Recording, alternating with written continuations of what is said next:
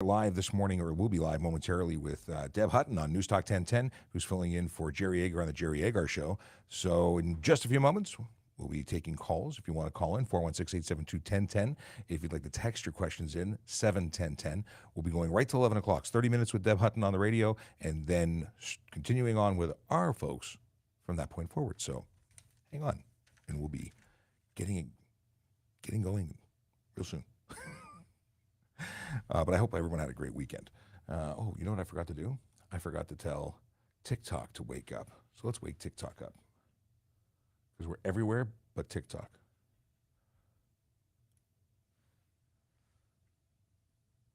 But we are almost there. Let's see. Here we go. Crucial button.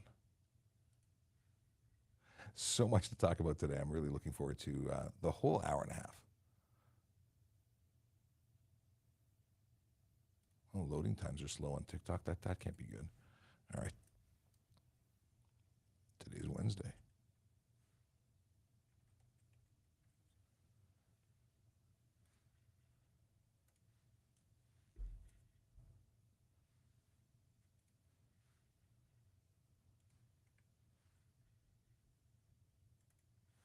Boom, boom, boom. Should have put theme song music in the background. Okay.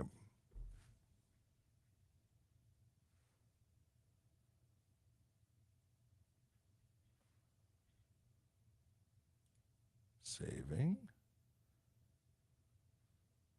Awesome.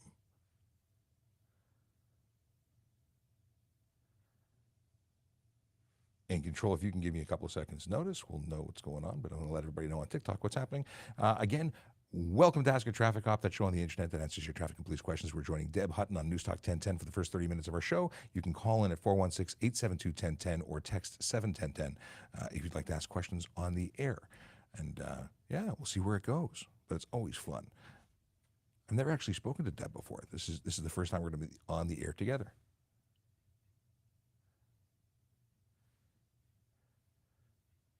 I'm told she's great. I believe she's great. Actually, I've been listening to her on the radio for the last couple of days, and she is great. Because oddly enough, I listen to News Talk 1010 when I'm not actually on 1010. Funny how that works.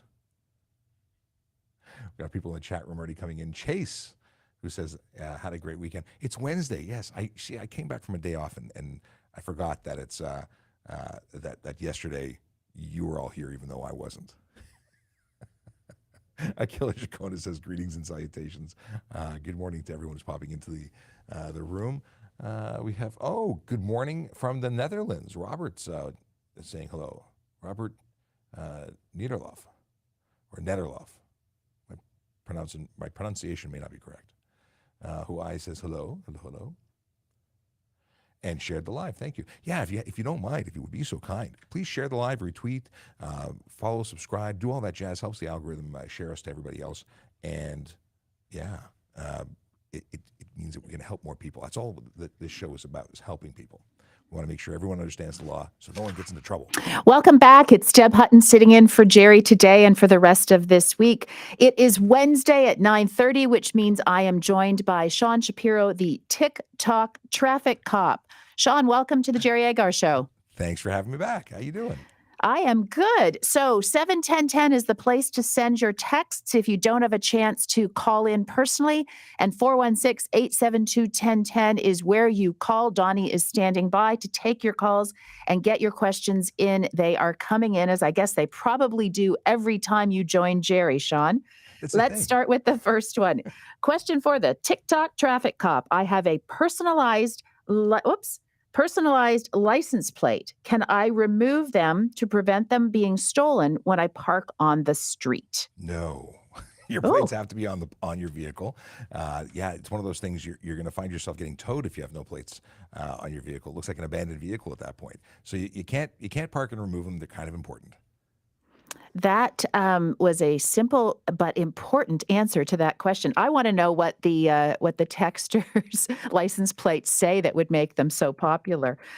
May a hybrid vehicle with one passenger and without green light vehicle license plates, use the HOV lane. So funny. That's what I thought you were going for when you started talking about the green plates or the custom plates. But the deal is that if you qualify for green plates, that's your ticket onto the HOV lane as a solo driver. The green plates, I should say, not the qualifications. So if you decide to get vanity plates and you take your green plates off, you are no longer qualified to use the HOV. It's the plate that gives you access, not the vehicle. Ah, interesting. Okay. Another texter. I drive to Hamilton every day on the 403 West. I maintain a cruise speed of 105 kilometers an hour. Everyone wants to go faster. Am I the problem? Not if you're in the left lane. Sorry, yes, if you're in the left lane, that would be a problem because it's dangerous because they're choosing to break the law and you don't want to have anything to do with those folks. Technically, 5 over is a problem because you're technically speeding. But if you're going to be going slower than everybody else, and of course the speed limit is the fastest you're allowed to go legally, stay to the right and let everybody do what they have to do and let them get caught when they get measured by officers. All right, Sean, I am going to invoke host prerogative. Apologies to all of our texters and listeners on this and our callers. But my biggest pet peeve is the HOV lane. Because people, and I know you're going to say you just go the speed limit, and if I go above, I'm breaking the law. But isn't the HOV lane also a passing lane of sorts? Not that at you all. should only, oh, Sean, really? So here's the deal with the HOV, and it's actually I've seen some horrific collision videos for the HOV lane. If all traffic is slow, the HOV lane should be slow as well, just faster than the slow traffic. You want to maintain a speed differential that allows you to respond to changes in up ahead. And what very often happens is people who are frustrated with traffic in the regular lanes decide to duck over the line that they're not supposed to be crossing, and then they slowly accelerate. But the vehicle in the HOV is doing the speed limit or more, you end up with this horrific, deadly crash. Yeah. It's one of those things where its goal is to allow people who are have multiple passengers or qualifying vehicles to get where they're going when traffic elsewhere is not moving. But people use it to go fast all the time, even if the speed limit is being broken in all of the lanes. But it's definitely not a fast lane, and really there is no fast lane. No one's supposed to be going over the speed limit. Yeah, there's a bend on the 403, so I'm sure our texter would be familiar with it, that I just instinctively slow down because the cars that are in the passing lane of the regular traffic routinely cross that second line, but they can't see you coming.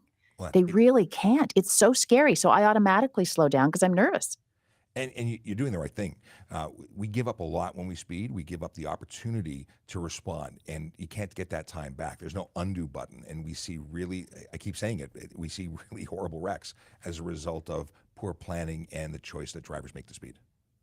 416-872-1010 is the number to call and get your questions into Sean Shapiro, or 71010, and we'll read your text out. Let's go to Greg in Etobicoke. Greg, what's your question for Sean? Good morning. Thanks for taking my call. So I haven't had a parking ticket at least 5 years. I can't remember the last one. And I just got a parking ticket in the mail, and I opened it up and thought, what the heck is this? And I realized in the top right-hand corner, it said drove away, whatever that means. I'm assuming, I don't know. So but a I didn't drive have away. A driveway Right. situation usually takes place when a parking enforcement officer is there, they've started writing the ticket, and during the time that they were completing the ticket, the driver got in their vehicle and drove away. They don't have an obligation to, at that point, that doesn't negate the offense. It happened. They just mail the ticket in the mail at that point. And very often it's people see a parking enforcement officer, they start running towards the car thinking they've saved themselves, and they haven't. Okay. I guess I hope my neighbor, who's a parking control officer, and I always get along, so he isn't just sending me tickets in the mail. I don't know. It depends on what you're thanks serving for at your that. last barbecue. Exactly. Thank you. Thanks for the call, Greg. All right. Can we please ban dark shaded window glass? Drastically reduces communication between drivers. Also, with the dark shading, how can police spot illegal activity occurring in a car? They can be doing the PSA for me. That's exactly what I talk about all the time, and that is you cannot obscure the interior of your motor vehicle. It creates so many issues. There's a legal limit for certification if you have more than 30% of light being blocked, only allowing 70% in. It's legal for certification, but could still get you a ticket. when it comes to police not being able to see in, and it can change based on the outside lighting. If you can see clearly during the day but not at night, well, it's not legal at night, and it causes a lot of problems. Pedestrians need to be able to see what's going on inside the vehicle, to have that nonverbal communication to acknowledge that they've been seen. And then additionally, we need to see if you're wearing your seatbelt, if you're what you look like, because we have to be able to describe you if we're going to be making a stop. We want to be able to see if you're using your cell phone. So many different reasons to be able to see inside a vehicle, and it's just not legal. Picking your nose in private isn't a right. I do teach my girls, they have to make eye contact before they cross the road. So I hear you on that point. Let's go to Steve in North York. What's your question for the TikTok traffic cop? Yeah, hi. Just a quick question. Like, with all these new cars out there, I see, when the turn indicator goes on, the headlight goes off. Now, I'm an old school guy. I was raised that two headlights have to be on at the same time. But as you know, these new, I guess, high-fadangled, whatever, these headlights, the indicator goes on, the headlight goes off. Could you give me an explanation for that? It's supposed to be a feature so that you can isolate and see the signal, so it doesn't get mixed away with the blinding light of a headlight. That being said, I believe that function only occurs during daylight. I don't think that works at nighttime, and I could be wrong, but I've only seen that during the day when daytime running lights shut off. And I get it. You're dealing with two lit bulbs. That becomes a benefit, not a hindrance. But at night, if it's turning off a headlight, that's technically breaking the law, because you do have to have two lit headlights at night. Bruce in Burlington, what's your question? Oh, hi, Deb. Thanks for my question. Yeah, motorcycle in the HOV lane, do you have to have two people on it, or can you just have one?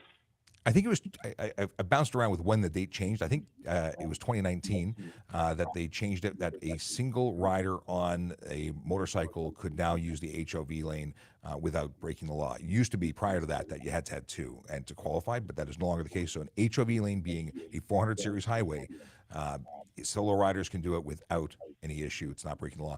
In the city of Toronto, we have HOV lanes that are not really HOV lanes. They're diamond marked multi-use lanes, and those are sign dependent. Some areas you can use them, you can ride a motorcycle with one rider. Some areas you can't, so you have to pay attention to the signs in the city of Toronto. Interesting. All right. Let's take one more call, and we will take more after the break. You know what? Actually, I think we're getting too close. Let's do a quick text, Sean. Sure. At a light, can I turn right in front of a stopped bus? So presuming you're to the left of the bus is stopped picking up people, and you want to turn right in front of it. Yes or no? It really depends. And unfortunately, you picked one that has a longer answer. It Oh, depends dear. if you can done safely. It's not something that we would suggest. We'd prefer you wait a few moments and let the bus go through, because the bus could pull into you when you're making your turn. It would be your fault. You're changing lanes in an unsafe way. You're far better to wait a few seconds. Now, if the bus is sitting far enough behind and it's got its hazards on, it's not going anywhere, and there's an opportunity to pull into the lane safely in front of the bus and then make your turn, that would be safe. But you can't do it from the straight lane across the lane that's intended for turning, and that would be unsafe. TikTok traffic cop Sean Shapiro will continue with us. Text us at 71010 or call at 416-872-1010. Those who are sitting on the board, just hang tight. We'll be back after traffic. Okay. Awesome. We've got about 5 minutes, I'm guessing, before we're back with Deb Hutton on News Talk 1010. If you want to get into the queue and ask questions live on air, 416-872-1010 and texting 71010. If you don't want to, if you're audio shy, it is an audio thing where you can see me, but they can't see me. Anyway, let's have a look at what's going on TikTok, because I see Tracy and Emma and lots of folks who have popped into the live. Delano says, good morning, how are you? I'm doing well, thank you for asking. And apparently, now here, Robert says that I pronounced his name correctly, but I don't know if when I said Niederlof or Natterlof. So I gave you two options, and you said that was pretty accurate, but I don't know which one. Okay. Are underglow lights legal? Depends how they're installed. You can install them that cause issues with other laws, like improper headlights and taillights, because you can only project yellow or white to the front and only red or amber to the rear. So if you're doing something other than that, you're looking for problems. And considering you can't, anyway, you're better off using it on private property only, or at very least making sure that the bulbs are totally tucked inside the undercarriage, so that only the only light visible is reflected off the ground and not projected outward. Okay, let's see here. How long my license last again? Is it 1 year or two? Oh, your plate. Plates can be renewed for 1 or 2 years. There's no longer a charge in the province of Ontario, so you can renew most vehicles without paying, and you can do it online as long as you don't have any fines. But it's 1 or 2, depending on what you chose. You can also go onto the website and select a renewal, and you can do that by going to askatrafficcop.ca. No, back up. That's not the website. Trafficcop.ca. See, I got too many things going on here. Trafficcop.ca. At the very bottom, there's a list of useful links. If you go to renew your license plate, you can even set reminders. It'll email you, text you, call you, all sorts of options. Okay, so good morning to Tracy. I acknowledged you, but I didn't see you actually say good morning, and you did. Let's see here. Boom, boom, boom. Okay, David Wilesco says, love your content, Sean.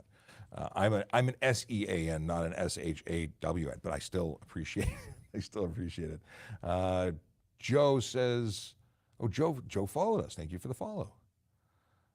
Bobby Joe says, such a joke to get pulled over for that. Don't police have more important work? I don't. Than to worry about whether or not there's one person in the vehicle. Well, Bobby Joe, we have HOV lanes, and maybe you don't have those kind of lanes where you are, but it makes a difference, because if everyone's using the lane that's intended for people with multiple, passengers, yeah, that's the word I'm looking for, well, then why do we have that lane at all? It negates, it makes it useless, and there's a lot of infrastructure and reason to support why we have them and why we want them, and they provide benefit. But if we don't enforce when people break the rules, why have rules? They need to be enforced. So I appreciate what you're saying, but I don't appreciate what you're saying, because I don't agree with it. But hey, listen, I hear you. Let's see here. What is? Oh, we're scrolling up. Blank says, tell us about the aliens Toronto police are hiding from us. I watched some of that meeting or Congress. What was it? It was. Anyway, I wasn't thrilled nor motivated. It's an overwhelming lack of interest from the entire planet on that particular piece of news, I think. Well Kept Secret says, so a single driver can now use the HOV lane? No, a single rider on a motorcycle. If it's a plated motorcycle, they can use an HOV lane. A single driver has to be in a qualified vehicle. So a taxi, a bus, they can use it even if there's no passengers. Who else can use it? Someone who's driving a qualifying hybrid, or so a plug-in hybrid, an HOV, a full electric, a hydrogen-powered vehicle. Those vehicles can qualify for green plates, and if they have the green plates, they can go solo in those HOV lanes. Is it illegal to get into an ending lane to cut traffic? Oh, it's not. You mean getting into a a merge lane that's for merging onto the road and use it to pass people? Well, it's kind of stupid, because you don't actually get anywhere, but you put yourself in incredible risk. You make everybody angry, and you actually slow traffic down. It's one of those really selfish things that people do, but is it illegal? Depends. If you cross over into the shoulder, you're getting a ticket. If you cross over the bullnose of the lines, that's going to get you a ticket, because you're driving off the roadway. If you're doing it safely and within the lane and not causing an issue, it's not particularly illegal, but good luck not breaking the other laws, and if we catch you, we'll charge you. Okay. They worked it out with the single rider on their own. I'm a little behind because I'm going through chat and control. If you can give me 30-second notice, it'll pop up on my screen, and I'll know to stop talking about other things. Thank you. What do we have here? Welcome back. It's Deb Hutton sitting in with Jerry Agar, sitting in for Jerry Agar. I'm sitting in with the TikTok traffic cop, Sean Shapiro, taking your calls at 416-872-1010 and your texts at 71010. Jim in London has been waiting patiently to ask your question. Jim? Thank you. I'm parked, and there's a car beside me with the radio just blaring away. I mean, really loud. And it's not 60s music, it's crap rap. Is that an offense, or is that a city noise bylaw offense? If you're in a motor vehicle and you're creating unnecessary noise, whether it be a horn, stereo, an exhaust system, that's a charge that can be laid. It is something that an officer needs to witness, but it's certainly something that we can take action on. $110 fine. Really? Now, if it's 60s music, he doesn't get fined, right? All music, all unnecessary noise is unnecessary noise. You know what? It's amazing. We don't take into consideration how important this is. There's babies sleeping. There's people working from home. There's people who and it really disturbs. And it's one of our most verbally or vocally complained about issues in the city of Toronto. People from across the city are complaining at all hours of the day and night. Isn't that interesting? Wow. Thank you. Thanks for the call, Jim. Let's go to a text from London. I'm seeing more and more cars that have tinted brake lights. They are very hard to see, especially during the day. If I hit them from behind, would I have a case to not be responsible? You know what? You're still responsible for the movement of your vehicle. You want to maintain that kind of distance, but it certainly is a factor in the investigation. We call that evidence or a clue when we're investigating a collision, and the driver of that vehicle would be responsible because they have to have a brake light that functions as to code, and that's making it discernible at 150 meters. If you can't see that it's brake light on, off, or difference from running light during the daytime and engaged, or at nighttime, I should say, that would make that a very good case against them. So whether you get charged at all, you probably still get charged for something, but they would also be charged. And then when the battle goes out in court, you'd have something to go for. And is it a fine on its own without an accident? Okay. They would be charged for having that improper brake lights. 416-872-1010. Give us a shout. Talk to Sean Shapiro, the TikTok traffic cop, or text at 71010. Let's go to Mike in Etobicoke. Yeah, thanks for taking my call. My understanding is there's a process to complain about other people's driving, where you're seeing somebody speeding, you call the cops and file a complaint, and the police would then send a letter to on the first instance would send a letter to that offending driver, just basically saying we received a complaint. Second time might get a visit from the officer, and third time might get charged. My question is how do you defend yourself against something like that?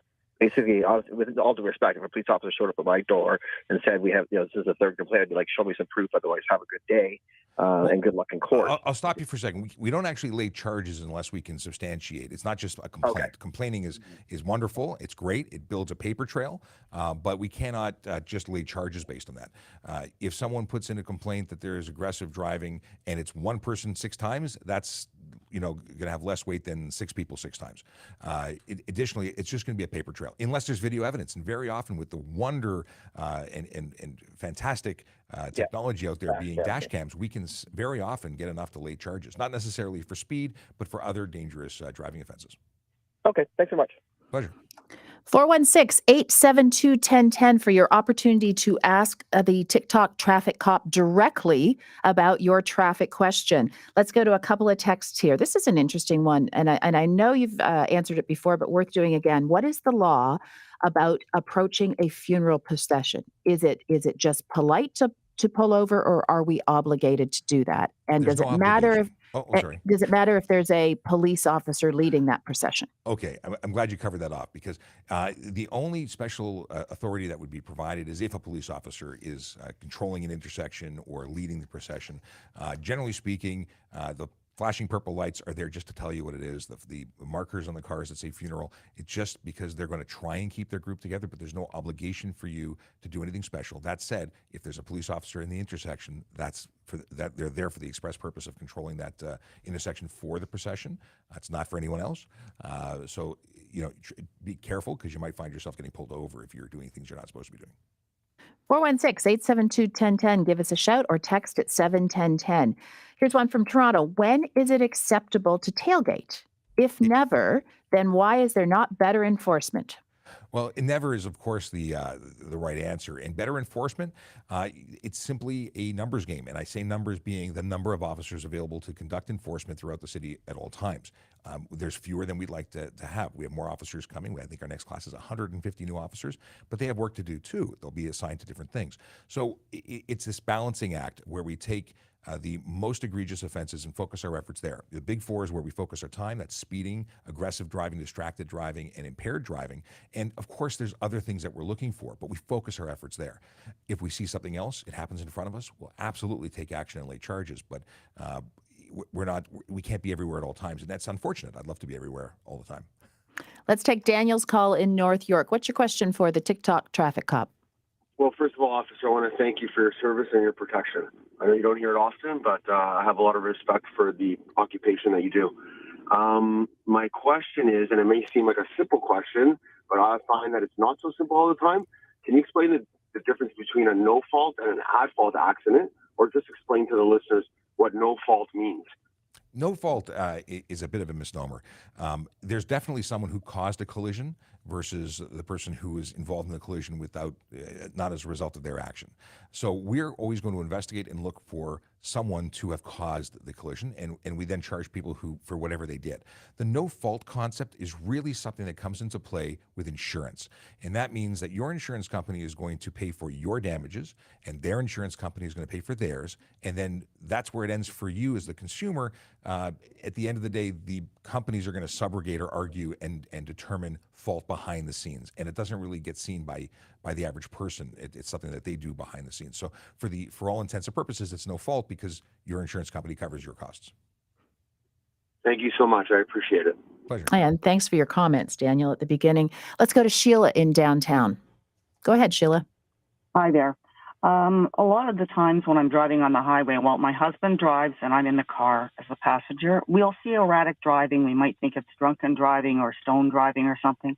Should I call 911? I'm always afraid to phone 911 for something like this if you can't catch up with them.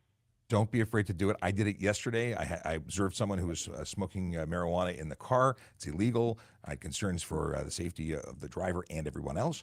I called 911 and spoke to officers. They pulled them over and did their investigation. If they determined that they were impaired, they would have been arrested. If they didn't, they wouldn't be, and it's gone beyond. You can check off the box that you did the right thing. It is a public safety situation, but if you are concerned for everyone's safety, and it's an immediate concern, then 911 is the appropriate response.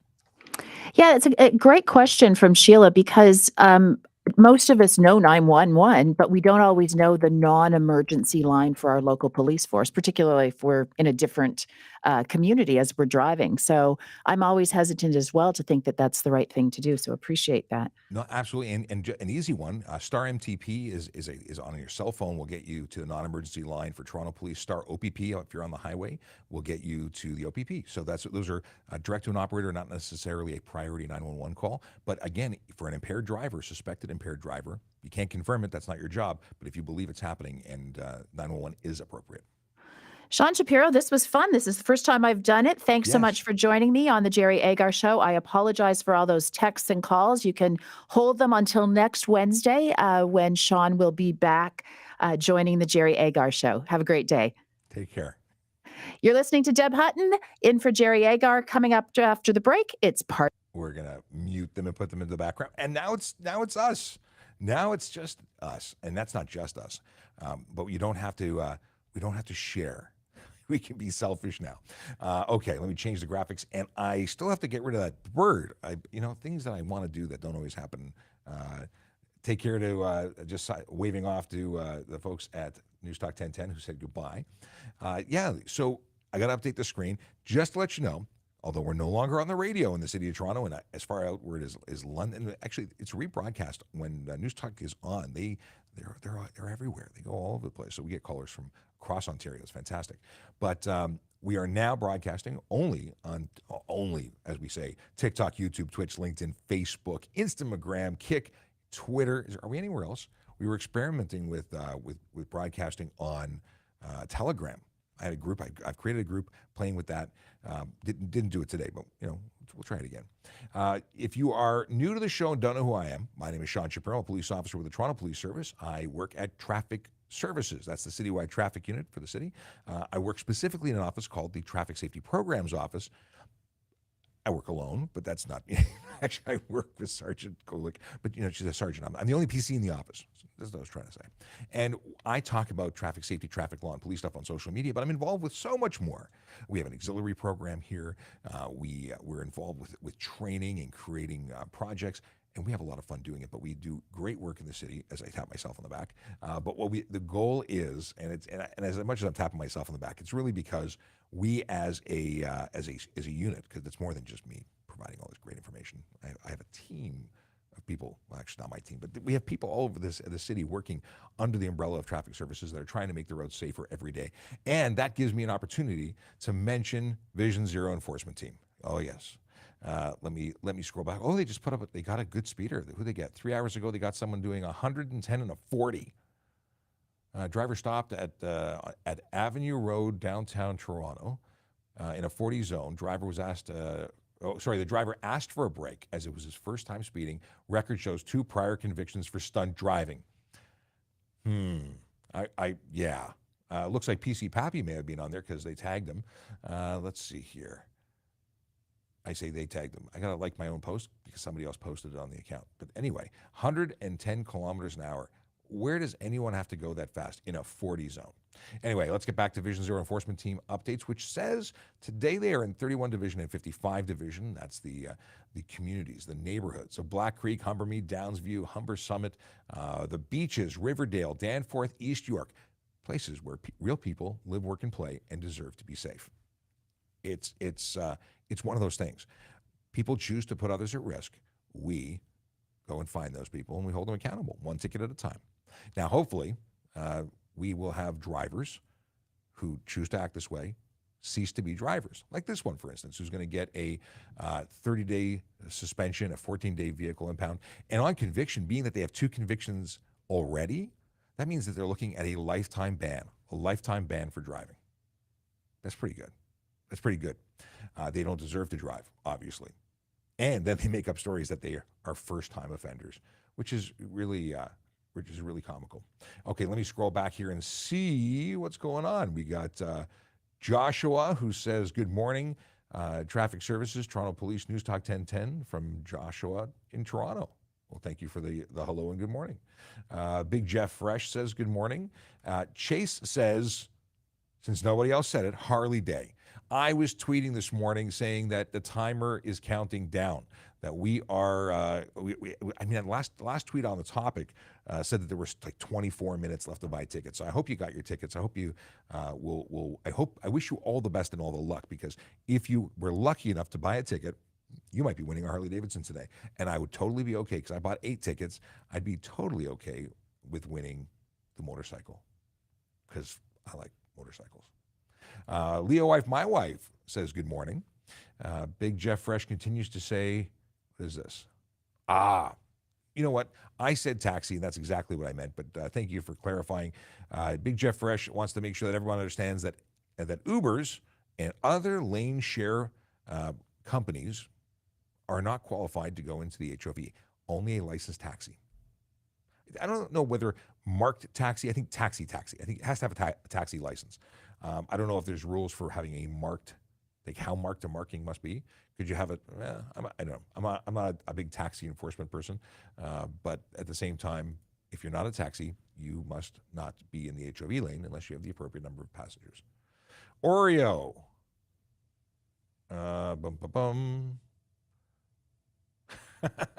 Oreo is really trying to get confirmation on this. So I'll recap for everybody. I went to the Toronto Police Service 13 Division with my Sur-On. The wire that makes it go over 30 kilometers an hour wasn't cut. I had working pedals, a chain, and after I said it was electric, they said it's street legal. I am glad that they believe that. I'm glad that they've told you that. I've told you already that it's not legal because the motor that's installed on it is more than 500 watts of power. So based on that, it's not legal. And you can come to Traffic Services, the traffic specialists, and we can put that in writing if you want.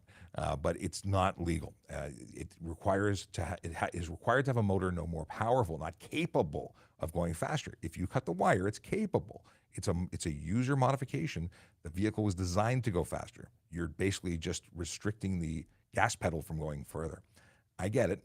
You don't want to hear that it's illegal, but it's illegal. It's not a legal device. If no one's going to give you a ticket for it, if you're lucky enough, then you choose to do you. But if you get caught by someone who knows what they're talking about, you're going to get a whole lot of tickets. Okay. Oreo says 4 officers checked it as well. I've already told you it's not legal. Doesn't matter what other officers say. I appreciate that there are other officers may not have gone and checked everything or may not be familiar with it, but it's not legal. But it's when you ask mom and then you ask dad, you get different answers. You were already told. So moving on. But seriously, if you need to have more, if you really want to get down to it, we can look up all of the specs on your bike. I can break it down for you. You can come down to the station here. 13 Division is not far away from TSV. If you can make it there on your Sur-On, you can make it here. Mind you, I don't want you to drive your Sur-On because I don't want you to get in trouble for driving an illegal vehicle on the road without insurance. Okay. The bird had a name. It was Larry. What are we talking about? Did you know the bird had a name? It was Larry. What bird? Did we talk about a bird? Is there something I'm missing? All right. Chase.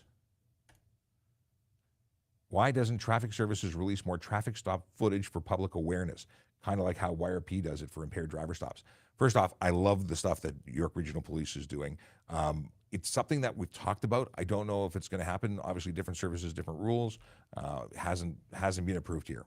And I think the biggest concern is that it would have to be for us until everything is completely finished in courts. So that could take a long time. So if you're going to see something from us, it'll be very dated until the case is dealt with in court, because we don't want to cause any issues for the court process. And I'm sure the ones in New York are after, but yeah, hopefully we can do that sometime in the future. Where can we find TPS service procedures like policy on taser usage?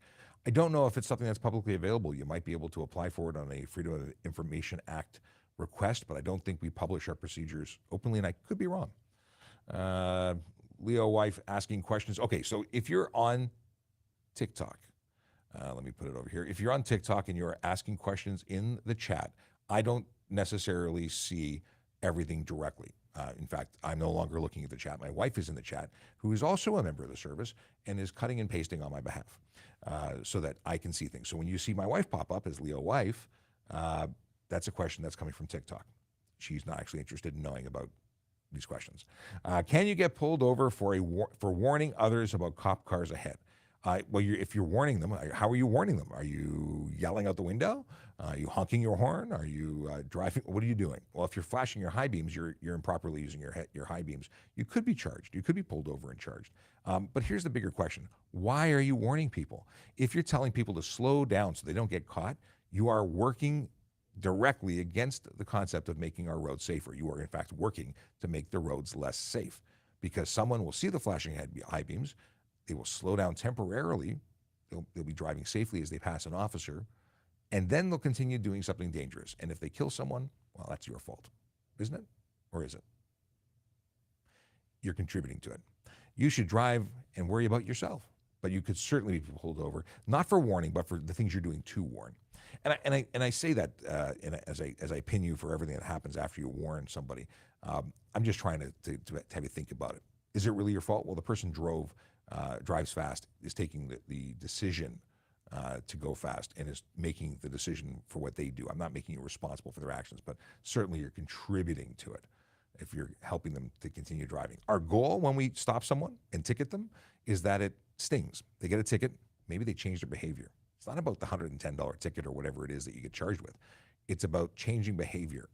And if they continue, like the person today who got a big stunt driving charge, well, that person should never drive again. And if we don't get to stop them because someone high-beamed them and slowed them down, well, they're still putting lives at risk. And maybe it's your family that they end up hurting. And we don't want that. We want to protect everybody. Okay, Ludamore coming in from Twitch. Can you have a fog train horn in your truck? I don't know of a decibel rating limit. There's obviously a restriction. You can't have a siren for obvious reasons. I hope it's obvious. But I've seen vehicles with major horns. I have air horns on my motorcycle. They are loud, and they are intentionally loud because we want you to hear them. So I don't think there's anything that prevents you or prohibits you from having a big horn. If you're using it appropriately, if you're doing it to scare people, it's inappropriate use, unnecessary noise, you can expect getting charges. Is it true that officers need to make a daily quota for tickets? No. Now, I can't really say that for everywhere.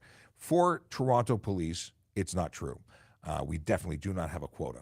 Are we expected to go out and do work? Sure. But that could be one ticket that takes me all day because I ended up arresting the person and charging them and towing them and that could be it, right? I may not get another one, but I was working. All they care about is I'm doing good work. And for me, I don't do any tickets because I do this. I'm sitting here. This is in lieu of tickets. I don't even go on the road because I'm dealing with injuries from a collision. But there's no quota. Now, other services in Ontario, I've never actually heard of a quota. Are there goals? Do I have personal goals? My goals on the road were to write as many as humanly possible. I would stop when I was finished work. That's just my personal goal, but no quota. I won't get in trouble if I don't write enough. And that's it. That's the story. So Dr. Nick has a follow-up question on Chase's question. Why isn't body cam footage more prevalent in Canada? In U.S., footage gets released upon or soon after major events. How can the public hold police accountable when they don't see? We have different laws, and if we published that stuff, it would be used against or for the trial. It would cause problems. So our legal system is different. I'd love to, I think it's fantastic. I'd love to see all these things as they unfold. One, I'm interested in this stuff. I'm a cop. Two, some people may not want to see it. It's traumatizing. But I understand what you're saying, and we have agencies involved with investigating these things. The public doesn't hold the police accountable. Agencies hold the people like the OIPRD, like the what do you call it? The SIU. These are agencies that hold the police accountable. They have access to things, but we don't ruin cases by publishing them. And that may change in the future, but as of today, that's how it is. Can we ask to see an officer's body cam footage? I don't think they have the ability. I'm not someone. I've been off the road since before these body cams came into effect. So I don't know if I have the ability to show it to you, but I would assume it's not something you can see at the roadside. You just lived it. You were there. Were you not there? If the body cam is recording you, then you witnessed what you just said because you were there too. Could you ask for it in disclosure? Yes, you can ask for that, and I think they will provide it. They certainly would do it for in-car cameras. Okay. Do I respond to this text? This is important. This is a service question. Let's see here. Done. Okay. When will you be back on the road again? I thought I'd be back on the road. When I was lying in the hospital bed in Emerge, my sergeant said, so we'll see you at 6 a.m. tomorrow? And I said, yes, Sarge, absolutely, because I really thought I'd be back. I never expected to be off. It's been a long time. It's been 5 years. I'm better than I've ever been? No, that's not right. I'm the best that I've been since my collision. That's more accurate. And I really hope that I will one day be able to go back on the road, but I don't know. I work towards it every day. I'm trying to get better every day because I want to. I want to be better, and I want to be back on the road, or at least have the ability to be back on the road. That's it. So we'll let you know. And certainly, if you're watching and subscribing and following along with the show, you'll know when I know, or you'll know when everybody knows, because I'll definitely be talking about it here. It'll be an exciting day. Okay. Why is parking overpriced and always unavailable? It's Toronto. It's a limited amount of parking available, and people know that, so they charge what they want to charge because it's about making money. They got to pay bills too. Why is it unavailable? Because a lot of people want to use it. I don't have a good answer for you other than that. Oh, the Twitter bird was named Larry after Larry Bird, the basketball player. The founder was a fan. I had no idea. You really threw me off with the original one. But Larry's got to go because now it's an X. Larry is done. So, which really begs the question of, is Twitter, do we tweet when we Twitter? Or we don't Twitter anymore because it's not Twitter, it's X. The app is now named X. Is the company called X? I'm confused. I'm really eager to see what happens going forward. Yeah. Discuss a law that either exists or is omitted that you disagree with and would like to see changed. There's a law that was taken away, and I don't know why. I'd love to find out. Failed to drive in marked lane. I think that's a good law. It was taken off the HTA. We've lost that law. We need that back. There's so much benefit to this because there are things that would be explained with that action, with that charge, that now fall into other categories. There's things that fit, but just it was so simple. It made sense. But there's lots of laws that I'd like to see changed. I'd like to see much more come down the pipe in terms of enforcing things. I think I can go off on a tangent with this, but that's the one that answers your question. That's top of my list. Okay. Ostinator Reed says, "Hey, it's my favorite cop, buddy. How you doing today?" I'm doing well. Thanks for asking. It is a wonderful Wednesday, and why is Wednesday good? It's today. I'm just living in the now, and I'm drinking some water. Okay. We got a question from TikTok. After passing my G1 test, should I wait a couple of months before starting driving school? Why? You won't gain anything by waiting. You certainly don't learn anything by not using your driver's license, your learner's permit. But what you need to do is coordinate all that. Like, it was a different time when I got my license, and a different time being that it wasn't graduated. So when I was 15, I took my in-class Young Drivers of Education. I don't know what the heck it was called. Young Drivers. I went to Young Drivers at 15, and I did my in-class so that when I turned 16, I would go and immediately start doing my road lessons. So I didn't want to waste the week or 2 weeks of time being in a classroom. But that was me. 9 a.m. the day I turned 16, I was getting my learner's permit, and I started driving. Like a month later, I had my full class G because there was no graduate. But the point is, there's no benefit to waiting that I can see. Maybe somebody else has some good advice. There could be a situation of driving lessons might be a financial thing. You need some time to save up. And if you, whatever your reasons are, do what works for you. But there's no benefit to just waiting. Okay. Why aren't stunt drivers more severely punished? Do you mean like flogging in the town square? Here's the deal. A 14-day vehicle impound and a 30-day administrative suspension roadside instantly upon being caught. That's the start of the process. Once they're convicted, should they be convicted? We'll assume there's a possibility that they won't be. But if they're convicted on a first conviction, you're looking at a $2,000 to $10,000 fine, up to 6 months in jail, and up to 3 year, no less than 1 and no more than 3 year driving prohibition on conviction. That's pretty severe, I think. On the second conviction, $2,000 to $10,000 fine, up to 6 months in jail, and a 3 to 10 year driving prohibition. A third conviction or any subsequent, it's lifetime ban. $2,000 to $10,000, up to 6 months in jail, and a lifetime ban. And I really do hope that they start using the jail option. I think that people who are choosing to put lives at risk for stunts/stupidity, because there's no reason. There's really no reason. In fact, I think stunts should be a lot lower. In Virginia, 20 miles over the limit. 20 miles, okay, that's what, 30 kilometers-ish? What does 20 miles translate to exactly? Let's find out, because I am not a converter to from metric to the imperial system. 1.6 is the multiplier, so 20 miles times 1.6. 32 kilometers an hour. Oddly enough, I should know that because that's exactly how e-bikes are calculated. 32 kilometers over the posted limit is a criminal offense. It's handcuffs, go to jail for bail. Maybe that's what we need. So I'm down for it, but the public doesn't like it. They say that's mean. Don't do mean stuff. It's mean when these people put others' lives at risk. We shouldn't be mean to them. Maybe they had a bad day. Well, I don't care what their day is. They deserve to be punished and held accountable, and maybe straight to jail, go to bail. Maybe that's the way to do it. It's obviously not every state, but it is in Virginia that way. At least it was when a friend of mine was arrested roadside for 20 kilometers over the speed limit, or 20 miles. Was it 20 miles? It was 20 miles. I said 20 miles, and I questioned it, and I came back. Anyway, moving on. Tim Shallow. Good morning, Sean, from Tim, and good morning, Tim, from Sean. Okay.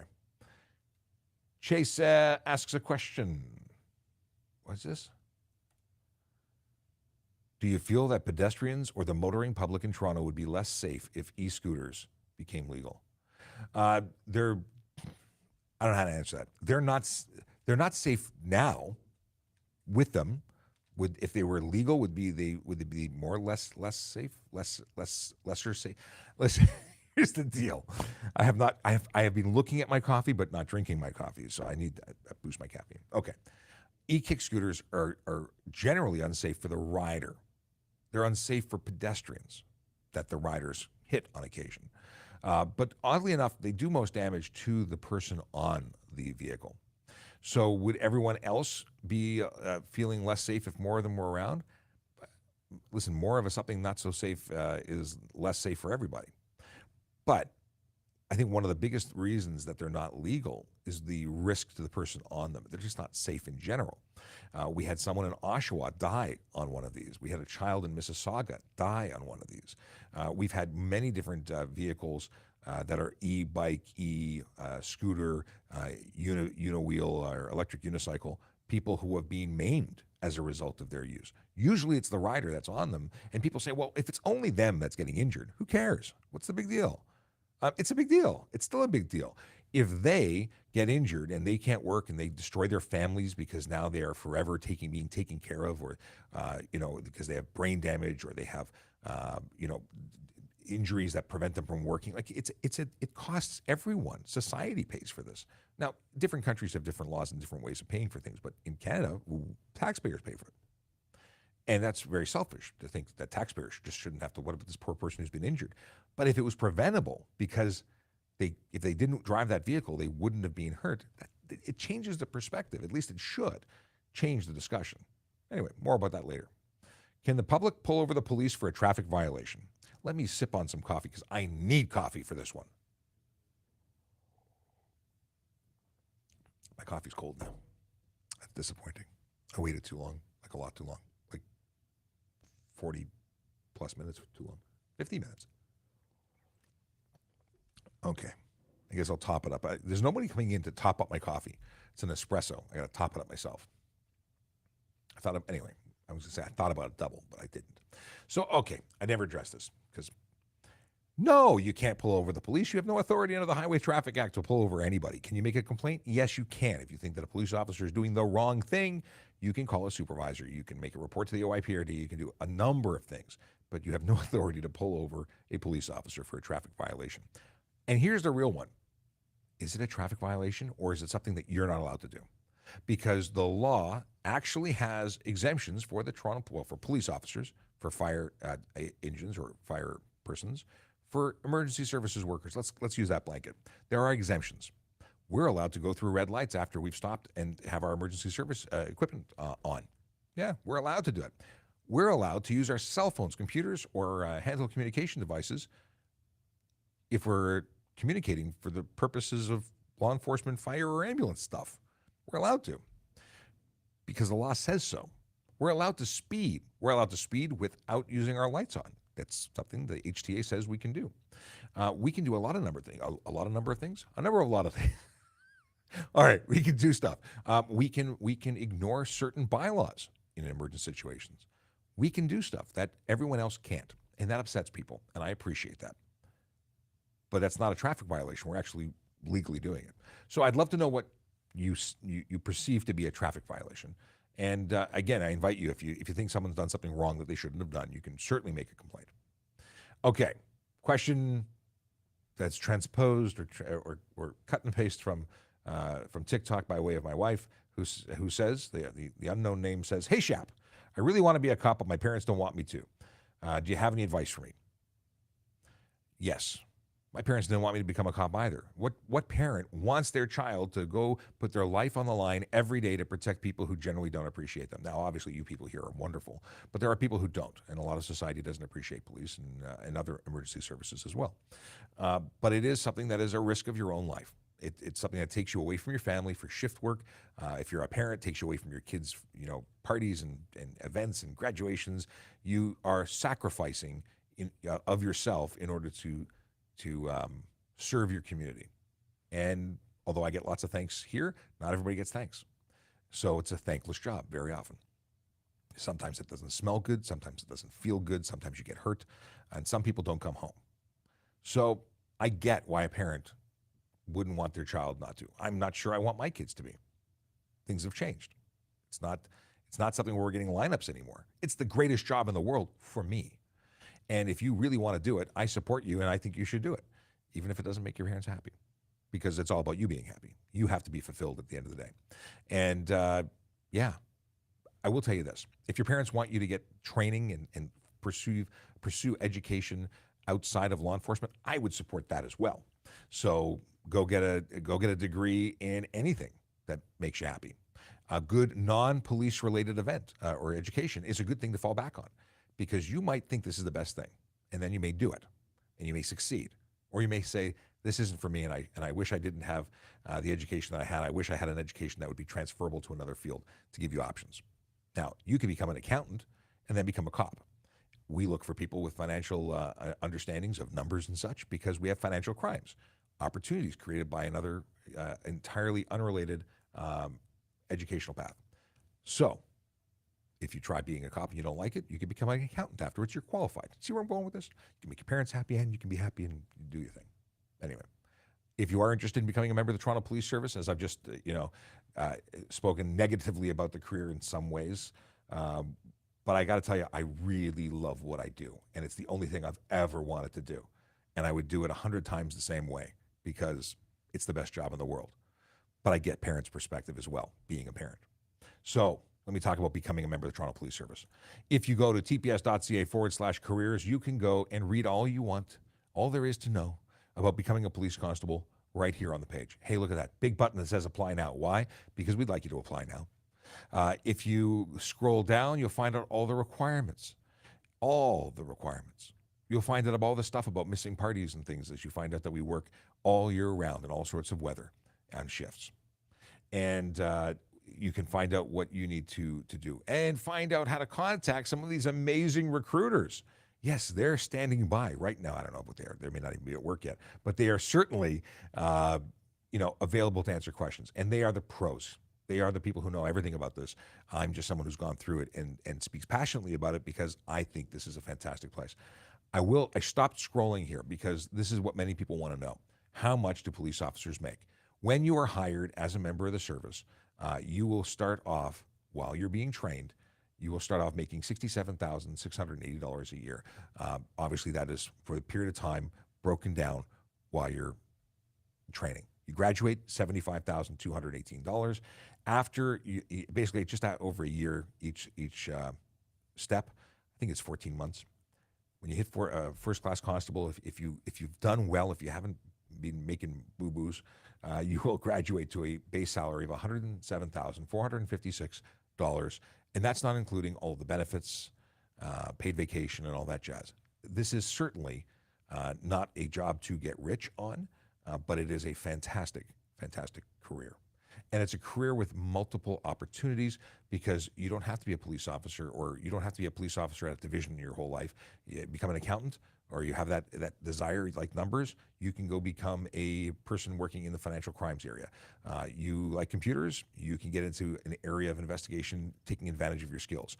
You like dogs, go become a canine officer and uphold the legacy of our fine canine folks. You want to ride horses? There's opportunities. It's all being a cop, just different specialties. Be a traffic person. I think this is the best place, but I'm a traffic geek. I like this. If you are interested in other roles, you don't want to be a police officer, but you want to be a special constable or a parking enforcement officer, you're still serving your community. We are hiring, I haven't clicked on this, 10 jobs, some new jobs posted. Let me open this up again and let me put it back on screen because there's new jobs. Are you ready for it? New jobs. These are civilian roles. And if you are interested in working for a fantastic organization, but maybe not wearing a uniform, this could be for you. So we have a clerk, records release clerk, agreement specialist in legal services, intermediate programmer analyst, senior advisor, strategic analyst and governance, or analysis and governance, job evaluation consultant in labor relations, SQL database administrator, senior analyst, senior technical analyst, network and security infrastructure, solutions architect, and help desk analyst. So if any of those seem interesting, go to tps.ca/careers and put an application in, because if you don't apply, you will not get hired. That's just the basic concept there. Boom, boom, boom. All right, Oreo. We're back on Oreo's question about e-bikes. Who is capable of lifting the 500-watt motor rule? The Ministry of Transportation. They set the rules. Now, if it's a cargo qualifying your bike, I know which bike you've got based on what you've told me. It is not qualified as a cargo e-bike where there's a pilot that allows up to 1,000 watts. But the way yours is configured, 500 watts is it, and it's a Highway Traffic Act change in the law. It's not something who just will wave their wand and change it. It would take a lot of work. And if you're interested in making that work, talk to your counselor, talk to your MP, talk to the government, the people that you vote in and represent you. You're a constituent. Okay, Radek says, good morning. What is the typical weight of the vest and equipment carried by a police officer during duty, constable officer? I think it's about 20 pounds for the vest. I think it's more now, but I want to say 20 pounds because when you do the testing, I think they give you a 20-pound weight belt to simulate what it would weigh. It might be more. Tactical officers carry way more. And then what kind of junk do you put your own vest? Bubble gum, cell phone, it all changes. But if you strip everything down, you're carrying a firearm, handcuffs, baton, pepper spray, you're carrying a taser. Like, these things all add up. And then you've got the belt itself, although they've changed it from leather to a synthetic, and now they have better vests that are lighter. So I don't know what the accurate number is anymore, but it's a lot, and you sweat. I don't know anybody who doesn't sweat as a result of wearing all that gear, especially in the summer. Can I be pulled over for wearing a scuba diving suit while driving? If you're wearing goggles that prevent you from seeing, I imagine that would be, at very least, a reason to talk to you. So you could be pulled over for it, because we can pull over anyone at any time who's driving a motor vehicle to check to make sure they're licensed, insured, impaired. Sobriety is a big thing. Maybe if you're wearing a scuba suit, we'd question that. Why would you wear a scuba suit? I do think that I saw a video of someone testing this theory out because they wanted to see if they could drive underwater or something like that. And for TV, it's different. Michael tells Oreo to buy a real motorcycle. There is something, I was going to just pass this by as a comment. And it's interesting that Michael says this because, truthfully, so many of the vehicles on the road today are vehicles that are masquerading as e-bikes that are really motorcycles. If you're going to ride a motorcycle, ride a motorcycle. And don't get caught in the in-between, because a motorcycle, like I watched a guy yesterday, I hope I caught it on my dash cam. I think I did. I got a button, the red button that says recording now, manual record. And it was a guy on an obviously souped up e-bike. It was going really fast. And he was wearing no helmet because it's an e-bike. No, he needs to wear a helmet. It's a motorcycle, needs license, ownership, and insurance. And I only wish that I was working and on duty and capable of conducting a stop, because I would change that behavior one ticket at a time. Well, I would be like 5 tickets before I was done, probably. But anyway. Question from Chase. If I bought a car privately, then fixed it up, cleaned it up, is it legal to resell the car if 6 days have not passed and you just want to avoid registration and taxes? I don't know. I don't want to give you bad advice. I would think that falls under curbsiding, possibly, maybe. I don't think it's legal. I don't know. I don't know. I'm not sure who to ask, but I don't think it's legal. And I got to write this down now because I want to find out, because now you've asked me something I don't know the answer to, and when that happens, I want to research. So bought a car. You want to flip it. If you can fix a car and flip it within 6 days, you're doing pretty good work. Now, I will say in the States, I read a book. I can't remember the author or the name of it at the moment, but it was, he basically, that's how he made money. He bought cars and flipped them on his driveway. He had a whole sales technique. And it was a sales book I was reading, or a marketing book, not so much a car sales book. But anyway, you've triggered a memory. So wherever he was, it was either legal or illegal, but he did it anyway because that's how he made his money. He paid for college. All right. What is this? Do officers monitor social for people that film themselves stunt driving? Yes. Yes, we do. Absolutely, we do. A lot of people have gotten criminal not just stunt driving, but criminal charges for the junk they post online.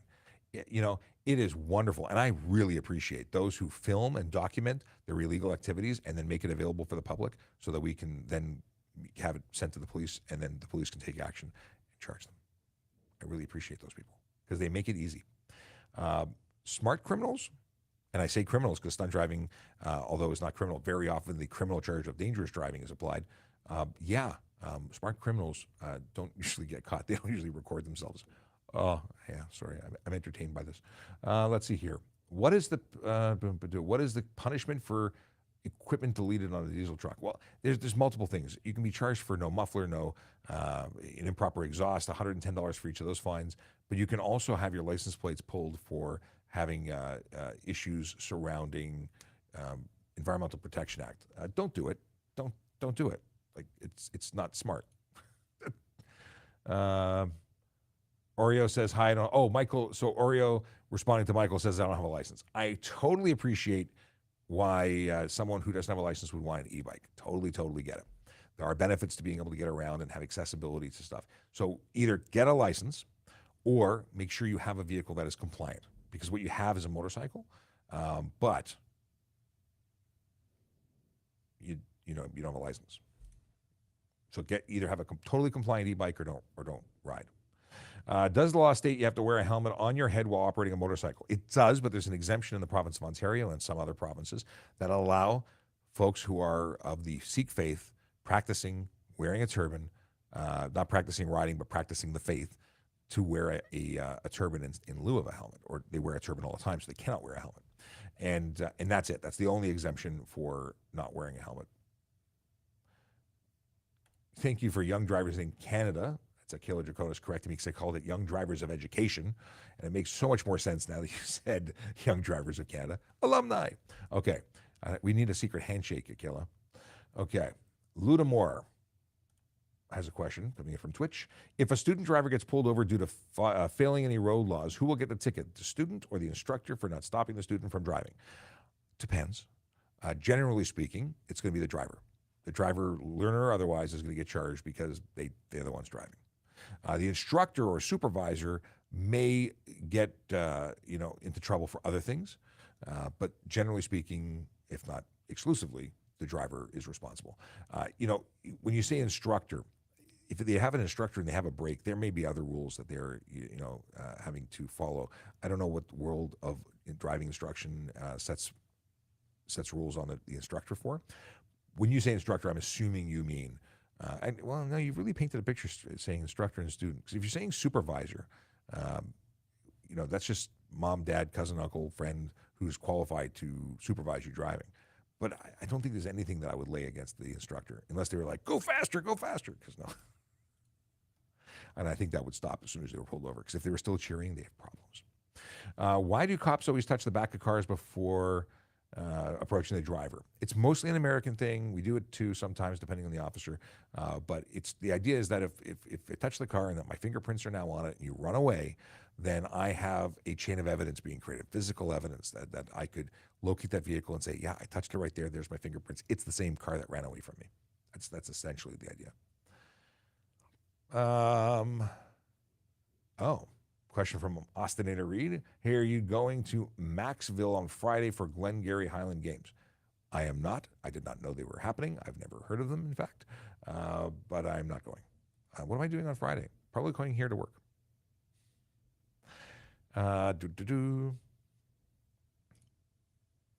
Chase wants to file a Freedom of Information Act to see what percentage of stunt charges and in convictions. I wouldn't even know where to start on that. I have no idea. Okay. Chase says it's also like that. Okay, so these are obviously delayed questions. It's 10:38. This message came out around 10:20. And Chase says it's the same in Arizona. 20 miles over the limit is a city misdemeanor. But so this wasn't 20 miles over the limit. It wasn't a misdemeanor. It was actually, what's the other word for it? A class 1, what the heck's it called? American law, different terminology. Not indictable. So it's the equivalent of indictable. It was not a misdemeanor. It was a legit, charge. Can't remember. In any case, they take it serious. What's this? Sir, if I have a green light and making U-turn on the other side, vehicle is making right turn, who will go first?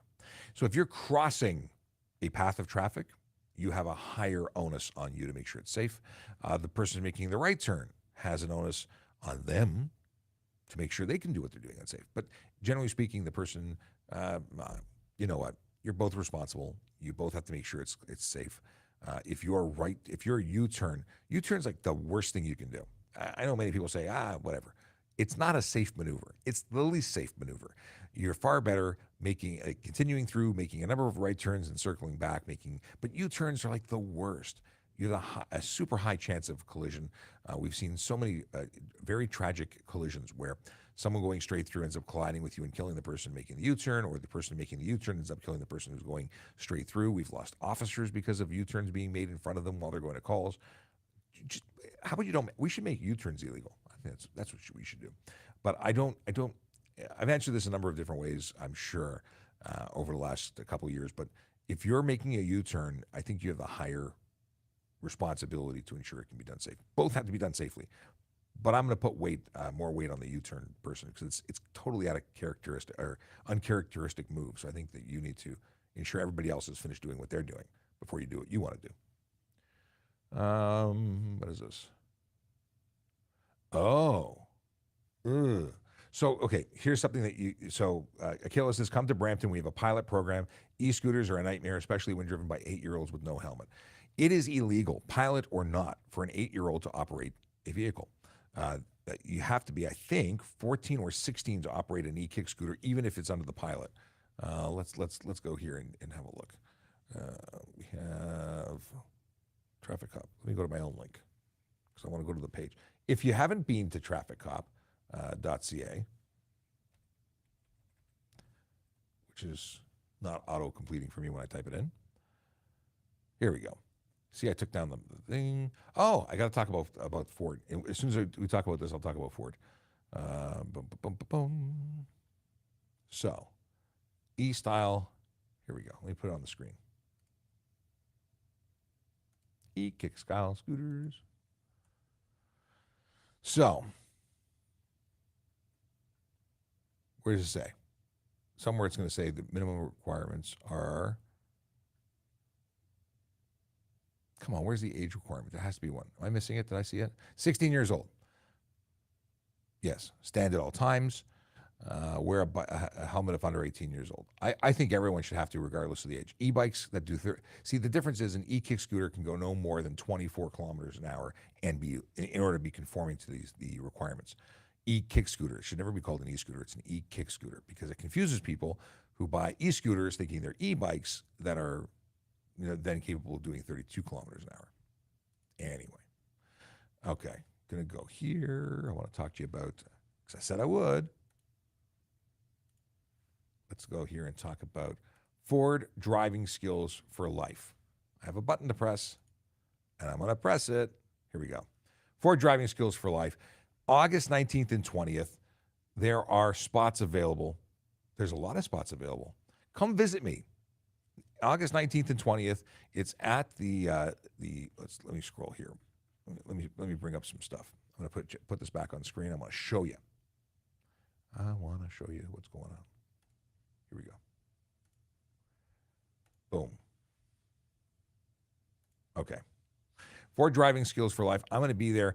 This is an opportunity for you to sign up for a 4-hour free session that gives you the ability to operate a, Ford Mustang, amongst other things. But if we go, can I get more information? I want to, where's the page? Click. 64 spots on the morning of Saturday, 42 spots available in the afternoon, 74 spots on Sunday morning, and then we have 45 spots. Can I click on here for more information? I want to show you all the details. We'll allow cookies. Hang on a second. There was more. Back to main. Here we go. See, look at that. It's a Mustang. So a couple of things you get to do. You get to drive a Mustang, get some basic skills, and then you get to actually drive a course, and it's while wearing while wearing beer goggles to simulate what impairment looks like. Let's go back here for a second. I want to see the about page. So that's what I was looking for. So hazard recognition, vehicle handling, speed management, space management. But these categories are just cool. So hazard recognition, point of no return, how to scan for trouble, minimizing distractions, safety zones, minimum vision lead time, approaching and turning left at an intersection. Somebody earlier who said, should I take lessons after getting a G1? All you need to do this is a G1. Come out and take some free lessons. This is stuff that could change your life, could make you safer, could make sure that you have a nice long life, maybe prevent you from getting some tickets and having problems. And it's being offered for free. Okay. Vehicle handle, contact road patches, how acceleration, deceleration, braking, and turns affect vehicle balance, adjusting to vehicle size and weight, how to recover from skids, front and rear wheel drive vehicles, driving at speed that doesn't endanger or impede others. Driving at a speed that doesn't endanger or impede others, using proper signals and covering the brake, conventional braking systems versus anti-lock braking systems. That's threshold braking, emergency braking techniques. I know I'm just reading from the webpage, but I think this is awesome. And the more I read it, the more it becomes part of my verbiage when I talk about it next time. Maintaining space around, ahead, and behind your vehicle, learning how to adjust speed, maintaining a safe distance between vehicles, how to avoid being rear-ended and avoiding a head-on crash. That's kind of important, I think. Additionally, the program addresses impaired and distracted driving through a hands-on curriculum, which we are going to be, police officers are going to be there and involved in. And I'm really excited about this. I think it's cool. And I think you should think it's cool too. So go and sign up. You can go to trafficcop.ca no, just go to trafficcop.ca. Yeah. And then it's a button. Go press the button. All right. Go into the chat, see what's happening here. Take a little sip of coffee while we do this. Okay. Scrolling. I think I'm caught up here. Here's a good question. It's a question we've had before, but it's always a good question. Can a regular police or OPP search your car? Do they need a warrant? Depends. So if I pull you over and I arrest you, I can search incident to arrest. If I pull you over and I have something in plain sight doctrine says I can search that area. If I have authority under a particular act, liquor license, things like that, I can search. If I ask you and you give me permission, I can search. So it depends under what authority I'm operating, but yes, the answer is yes. Do police officers feel weird eating donuts? No. Do you feel weird eating donuts? I mean, I appreciate that I'm possibly a little plumper than I should be, and eating a donut causes me to have some level of guilt, and then I do it anyway. I'm not a big donut eater. Well, let me rephrase. I am big in donuts, which makes me a big donut eater, but I'm not someone who yearns for a donut. It's an occasional guilty thing, or I'm really hungry and bordering on hangry. But that's the shaken man, and I appreciate the question. Can I hold my phone in my hands when a McDonald's drive-through while car moving? The charge for distracted driving, which involves handheld communication device, does not apply on private property. Stunt driving applies on private property. That charge does not. So you can, in fact, use your phone to order, to pay, and whatnot in the drive-thru. Credit card. I actually have the best solution. You wear an Apple Watch, and then you tap. Oh, Colin Nash. Oh. Colin Nash is my buddy from London Police, the City of London Police, who's coming to town. Maybe he's going to be there this weekend, or that weekend, and I'm going to be there for both weekends, Colin. So come and say hello. Go drive a Mustang. But what I was going to say here is I can tap my credit card with my watch. I never need to touch my phone. So if you have a smart watch, you can likely do the same. Okay. Question. Can people be charged for posting footage of themselves stunt driving on their social media? Answered this already. Absolutely. Yes. And it's happened. It's happened fairly regularly for a long time. What do we got here? Ryan's been asking some great questions. Okay, Ryan says, when being tailgated, I'm unwilling to put into an unsafe position. My response is to reduce speed as to improve the offender's stopping distance. I do not brake. I ease off the gas. If the vehicle remains on my rear bumper, I continue to slow down. I got to close this so I can read the rest of it. I continue to slow down to the point that I'm driving very slowly on the highway and a 27-car pileup ensues. Who is legally at fault for the carnage? That is a very loaded question. So ultimately, you are going to get to the point where you're driving so slowly that you are responsible for unsafe and unnecessary driving. It's one thing to say someone's too close to you and you let off the gas. I do the same thing. I do not brake because that would be a brake check to some degree, and that could land you into a load of trouble. Change lanes, get out of their way. Like, it's not just slow down. Slowing down often prompts them to pass you if you are not in the left lane. If you are in the left lane, you are putting them in a position to now unsafely pass on the right. Don't be in the left lane. If someone wants to tailgate you and is unhappy with you in the right lane, you're going to have a lot more ammunition defending yourself should bad things happen. It sounds like they were specifically targeting you at that point. But they have to have an avenue to escape and an avenue to pass. And of course, I am not suggesting that it's legal to exceed the speed limit and when passing, because that's not. No one can exceed the speed limit. But just get out of their way. It's not worth it. At some point, what you're doing would be interpreted as the more negative than what they're doing. And there's a fine line when that changes hands. Can I replace my amber and clear side marker lights with smoked out ones? Marker lights are we're talking about on the side of the vehicle. Those aren't required lights. So if you were to change your side marker lights or tint them, I'm not aware of any regulation that would impact. Oreo is having a hard day because of my e-bike statements, because they have an e-bike that is not legal. So they don't get why the not capable of going over 32-kilometer rule, when the rule on anything else like that car or anything is capable, right? When the car speeds to get pulled over, why can't it be like that with e-bikes? Because your e-bike is a motor vehicle. Through the magic of legislation, is permitted to be on the road and deemed to be a bicycle as long as it meets certain criteria. The criteria are very strict and very simple.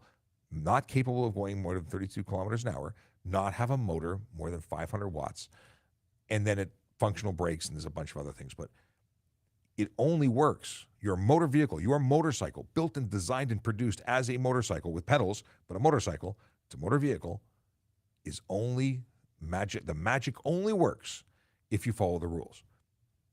It's magic. And the magic goes away if you break the rules or never actually worked with yours, because yours never met the requirements because it had a motor more powerful than 500 watts. But I get you, because there's the limitation and the limiter on it. The limiter is what is deemed to be, or what people are selling it as, limiting it to 32 kilometers an hour. Is it really limited? Well, you can pop the wire whenever you want. You can cut, pull, attach. Like it's a very easy fix or mod. In fact, most dealers will show you, hey, that's the wire, clip that. But I got video of guys doing 190 on the highway on e-bikes. But their motors, the big thing here, the constant is the motor is not 500 watts, because a 500 watt motor is not bringing you to 90 kilometers an hour. Okay. Does Ontario have mobile phone or seatbelt cameras? And if so, what's the fine? We don't, like the city automated enforcement cameras. No, we don't. Do we have cars outfitted with cameras that point at the side of the vehicle and record? If you look at PC Poppy's Twitter account, I think he posted that recently, a video or what am I trying to say here? He showed people the camera on the side of the car. Yeah, and that's it. We have a camera on the side of the car. And I don't know if all the cameras or all the vehicles have side cameras or only some of them. The one he posted, I think, is a special one. In any case, if an officer catches you, it's the full ticket. It's not a reduced automated enforcement ticket. So $615 for a mobile phone, 3 demerit points, and 3-day suspension on conviction for the first conviction. Seatbelt, I can't even remember what a seatbelt is. Is it $110 probably? I hate towing questions. I hate towing questions. Why? Because I do not remember anything about towing. I'm not a tow person. I think 5,000 trailer. Yeah, I don't know. I am sorry to tell you I don't know the answer. But I acknowledged it long enough to tell you that I don't know the answer. And I have a question still from Monday about towing. And I got to phone a friend, which I cannot do here because they don't want to be online. So the question, 5,000 pounds, electric brake, behind it. What is this? And behind that and tow a boat. Oh, you want to do multiple vehicles, tandem towing. That I can address a little bit. If your vehicle, it's very specific requirements as to what you can tandem tow. It was originally only for commercial vehicles. I believe now tandem towing is only available on very large vehicles over a certain length. Like an F-150, you can't tandem tow. But I don't know the specifics, and I don't want to give you bad information, so I'm going to tell you I don't know. But I will suggest this. Submit a form. Go to trafficcop.ca. There's a form that says send me a question or something to that effect. Do that, and I'll forward that off to the appropriate officer. And send me a message with an envelope icon on trafficcop.ca. Do that. Put your question in there. I will forward it to the commercial motor vehicle people, and they can give me an answer in writing, and we will skip the hums and haws, and maybe I know because I just don't know. Okay, are purple fog lights legal in Ontario? No. The only light you can project forward in Ontario is white or amber, and purple looks silly. Anyway, I see it all the time. It's $110, absolutely against the law. Oh, can you tell us what the guy got charged with for killing the police dog? I don't know. I've not looked into it. It's heartbreaking, and I didn't really want to dig into that because I just get upset when I find out that someone killed a police officer or a police dog, or in any case, I would assume. Actually, I don't know. I don't want to assume. I don't know. There were a lot of charges. There were already someone who was, I think, on charges for murder or wanted for murder. Whether or not it's the killing of a police officer charge, because I think a police dog qualifies as a police officer for the purposes of these charges. And I would hope so because they're cops. Is it illegal to pass on a double yellow line or just unsafe? It is unsafe. The double yellow tells you it's unsafe. Double yellow means that there's not good visibility and traffic on the other side is going at you and towards you. So, yeah, the deal is that you'd be responsible for whatever happens, but the charge wouldn't be for crossing the line. It would be for unsafe or careless driving, or unsafe passing or unsafe move. Like there's a zillion different charges that whatever fits best. Thin white line interceptor, who I've likely been ignoring for who knows how long since they asked this question on Instagram, wants to know what the best police car in your opinion. Anything other than Crown Vic is wrong, just saying. And I agree with you. Mind you, I had a Caprice for a while, like a personal vehicle, a former police car that was a Caprice, if anyone remembers what a Caprice is. I liked driving it. It was a silly, wild car, very fast. And not that I ever exceeded the speed limit when I was, had that car, because it was a long time ago. I don't think I was a police officer then. In any case, the deal is that back in the day, I liked those, and I was reluctant to accept the Crown Vic into my heart because we're going way back. But now, I still think the Crown Vic's the best because it was the most comfortable for me. I don't like the other ones. Although F-150, if everyone was driving an F-150, I'd love that because I fit into an F-150. It would be my vehicle of choice for every day, all the time, everything. What do we have here? Did laws change during COVID for police act towards public for their beliefs or conspiracy theories? I don't know. I'm not aware of anything that was a conspiracy theory law. Zachary Ragbeer says, good day. Good day. Can a G1 driver drive in Ontario with the accompanying passenger being the holder of a foreign license outside of Canada? However, the accompanying driver has their license for more than 4 years. It has to be an equivalent of a G. I would argue that you are in a better position to ensure that the person supervising actually has a G from Ontario. Why? Because they're teaching you how to drive in Ontario. And if the person sitting in the car has a foreign license, they may not know the laws of Ontario. So how on earth are you supposed to teach them? So I would argue no. If I was a police officer involved in a stop like that, I would likely not accept it. And you could then take it to court and figure out whether or not you're going to get convicted for it. It says, if you read the rules, actually, let's read the rules. Let's read the exact wording. We'll scroll down to the Highway Traffic Act, G1. Okay. It says here, the holder of a Class G1 driver's license may drive a Class G1 motor vehicle on the highway if the holder of a Class A, B, C, D, E, F, or G driver's license or its equivalent authorizing the holder to drive the motor vehicle who qualifies as an accompanying driver occupies a seat beside the driver. See, there's other things at work. Like you say 4 years, how would I verify that you have it for 4 years? I think you'd be setting up that person for a fail. Because if I can't verify that you have 4 years, you're just telling me that you have 4 years experience, and I can't verify that because your license is from somewhere I don't have access to information, I'm going to lay a charge, and I'll let the courts figure it out. And then you'd have to go and provide proof from your issuing country of the equivalency. I just don't think it's wise. G1 driving should be done with someone who's qualified to drive as a G1, of a full G, as a supervisor, and it should be for learning, not just to get around. Okay. Can seatbelts be put under your arm or behind the back? No, that's wearing a seatbelt incorrectly, and the charge, you'd be charged for that. Will emissions tests be coming to Ontario? I really hope. Felony, thank you, Kayla. Will emissions tests be coming to Ontario? I don't know if we'll be back to some level of inspection system, but I think that we have vehicles that need to be inspected. Oh my goodness. So apparently we got limited. We got flagged by TikTok for having unoriginal content. What is it? I have to take a screen grab of this so I can send it to TikTok because I think this is hilarious. It's the second time it's happened. It's obviously ludicrous, but this live is limited. Let me get a close-up on there. Junk. Okay. Yeah, there's a lot of vehicles that need to be inspected regularly because we have some junkers on the road. And that's what we do as police. We see these things, we pull them off the road, but there should be regular checkups. Some people just put gas in it and drive it till it falls apart.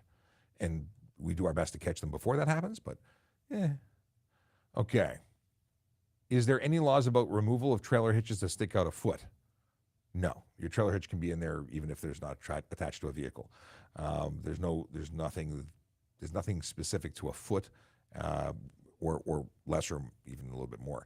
There are times when something protruding from your vehicle over a certain length, I think it's 3 meters, 3 feet, 5 feet, then you have to have it flagged. But that's different. We're talking trailer hitches, and no, you don't have to have it. You can leave it in there. Now, we do say that an insurance company may choose not to pay you if you damage your vehicle because the vehicle is, what's the word I'm looking for? Because you may damage your frame. You're basically going to take all impact and drive it through the trailer hitch, which might damage your frame.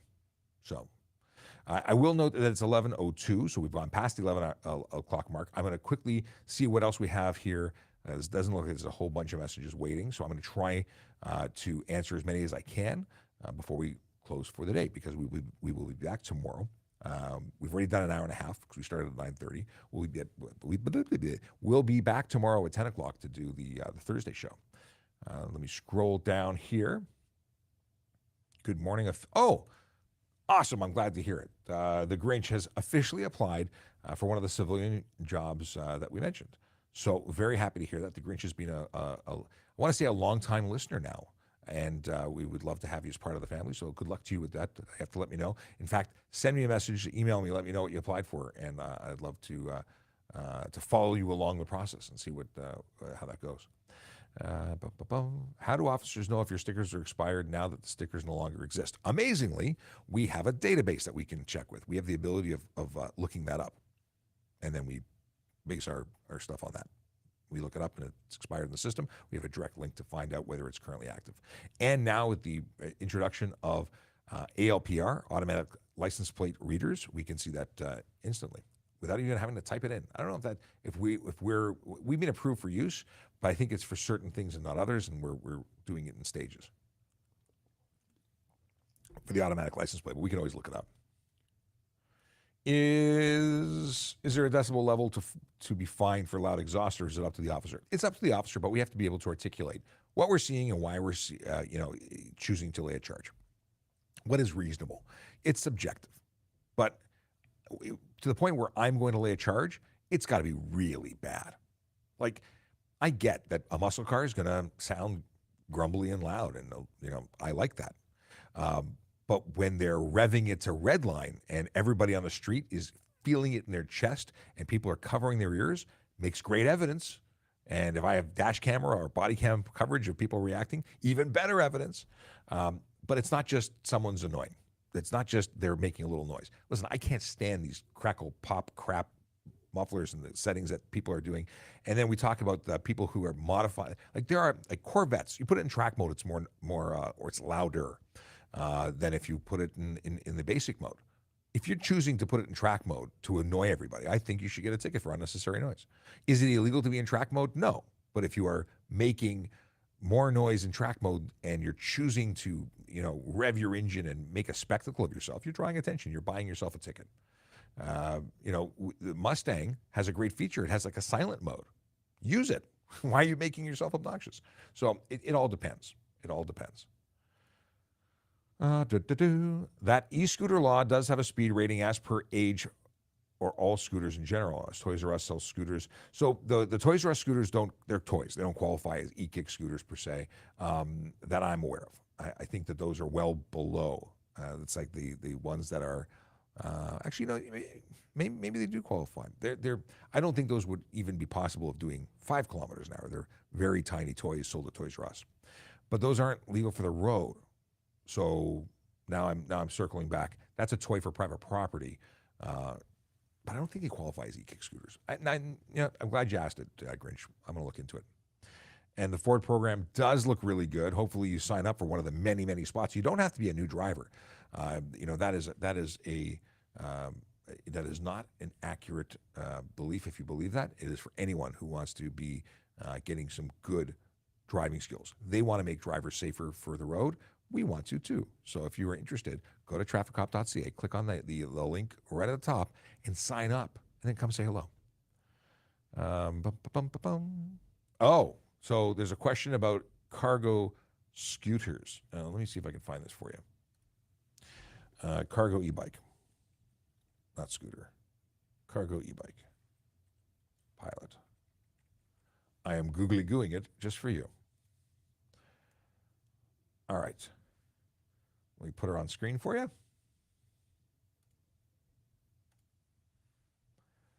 I can stretch this for another 9 minutes. Then I got to go because I have an appointment. So, cargo e-bikes look like that. I don't think they're very attractive, and I don't think the average person wants one of these, but you can see why that one would be qualifying for a 1,000-watt motor. And if you just want a 1,000-watt motor and you're willing to look like that, it's really bad. Okay, so here's the deal. You're giving up a lot to get a 1,000-watt motor. You're still not going fast because you cannot go faster than 32 kilometers an hour still. But there you go. There's the specs on what you can do. That is, I guess I'll put that on my on Traffic Cop.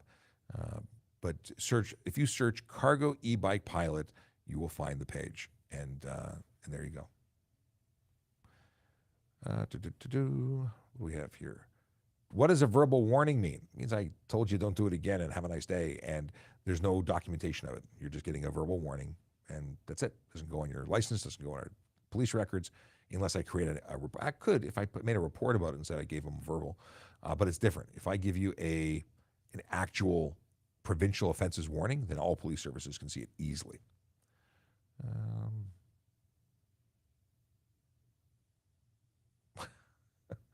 Okay, but Chase says that McDonald's has turned the drive-through into a parkway. Yes, and that's because they sent everybody into the parking lot to wait for their food because they're cheating with their drive-through numbers. Real pet peeve of mine, by the way. Not all McDonald's do it, but some do.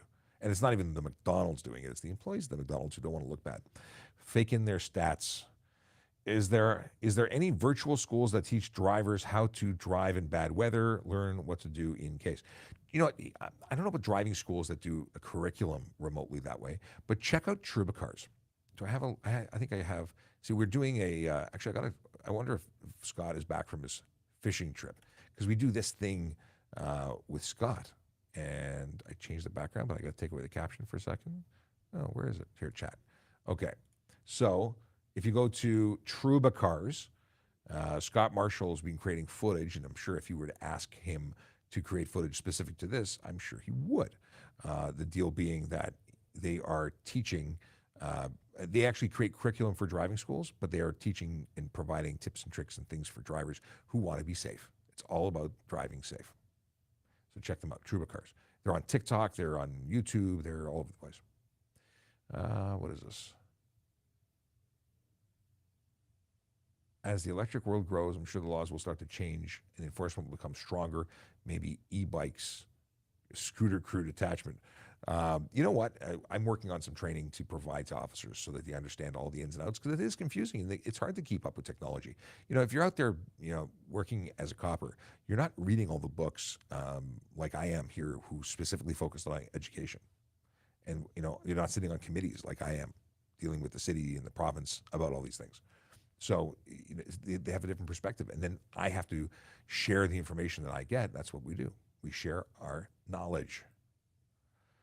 The towing guy is on vacation this week. Yes, Sergeant Campbell is away this week and next, from what I understand.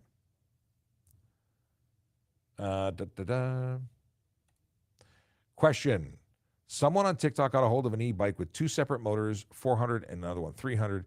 Would this be legal as it could easily propel to highway speeds? Dual motor units are legal, but I think it's the combined. I don't know. That's throwing it into the realm of maybe. Neither motor is over 500, but I would argue that both motors together are over 500. So I don't know if there's a stipulation about dual motor or combined. It's an interesting argument for court. If you're doing highway speeds, you're still getting charged. So.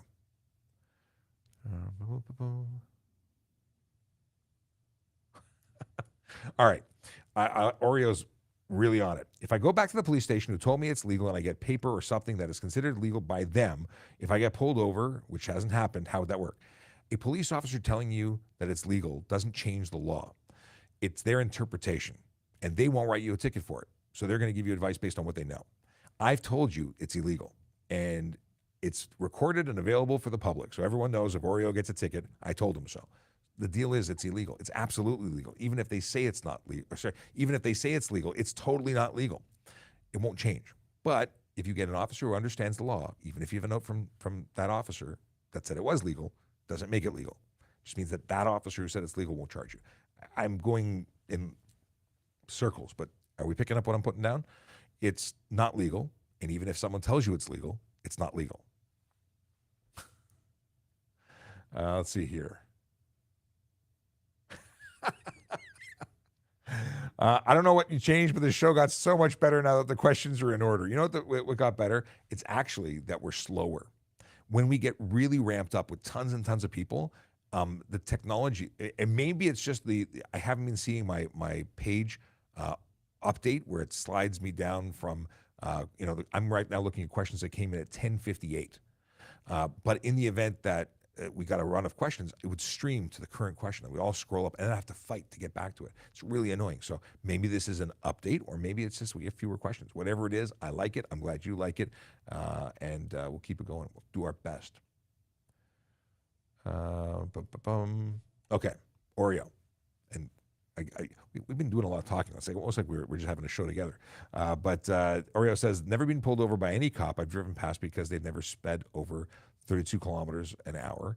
And the only time I got stopped was because a cop thought I had a gas dirt bike, thought it was electric, so he left. So this might change. So I appreciate that you're not driving like a weenie. You're doing the right thing. You're being legal.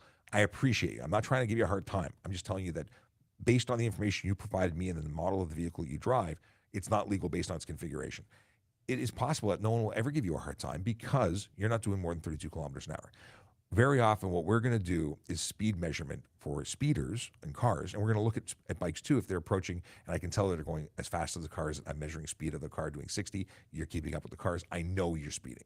At that point, that's enough for me to easily qualify with nothing else that you are driving a motorcycle, not an e-bike that qualifies for the exemption. But unless I know the vehicle, and I know the vehicle, so if I looked at it, I would just pull you over and investigate and likely charge you because I know.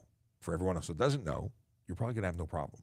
So my goal is not to stress you out, but when you ask if it's legal, I'm going to give you what's legal based on the qualifications, not on the application of the officers on the road. They're going to do what they do. And then when you say, hey, you're keeping it under 32, see you later. Or they're going to say, I'm jamming you because I know the vehicle is not legal. And you're taking that risk when you choose to operate a vehicle on the road that you know is not legal.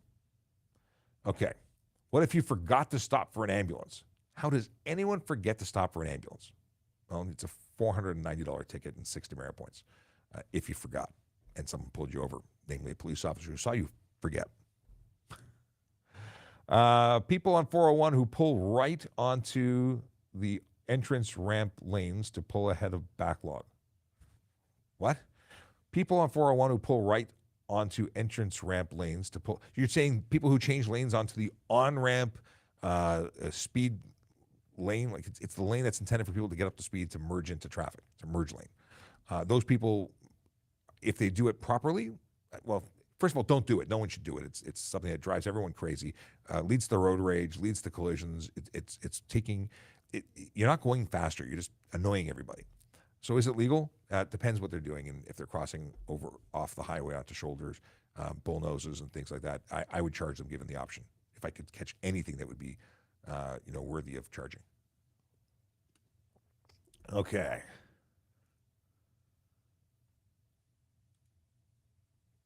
You caught me. Now that Ford is discontinuing the Charger, What's the new police cars? Charger? Isn't that a Dodge vehicle? It's a Dodge. We have SUVs. Ford makes SUVs. They don't make a Charger. And that's what they are. That's almost all of them. We have Dodge Chargers. We have like 4 of them. That's it. But I think they'll all be SUVs. And it makes sense. 4-wheel drive vehicle, especially in Canada. Oh, Kayla's doing the vacation thing for a couple of weeks. But we'll be around for the show. It's 11 o'clock. It's official. We've hit the 11 o'clock marker. Okay. Stay safe and remember, don't have a good day. Have a great day. That's the Akela message. My wife says 11 a.m. We're done. It only took us 16 minutes to catch up, and that is exactly means I'm 1 minute late for the appointment I have. Now, here's the traffic song. We'll be back tomorrow at 10 a.m. to do this all over again. Have a wonderful day. Stay safe. Drive sober. Don't park illegally. Yellow light, red light, green light, go. Driving safely helps the traffic flow. Watch for pedestrians, look out for bikes, and don't drive like a jerk that no one likes. Yellow light, red light, green light, go. Driving safely is the way to go. Put down your cell phone, nobody needs you to text and drive on the DVP. Yellow light, red light, green light, go. Stop at stop signs, look both ways, then go. Seatbelt, save your life indeed. And watch your driving, don't speed. Yellow light, red light, green light, go. Driving safely is the way to go. Don't drink and drive or smoke some weed, because you might go to jail and not get free. Yellow light, red light, green light, go. Driving safely helps the traffic flow. Well, that's it. We're going.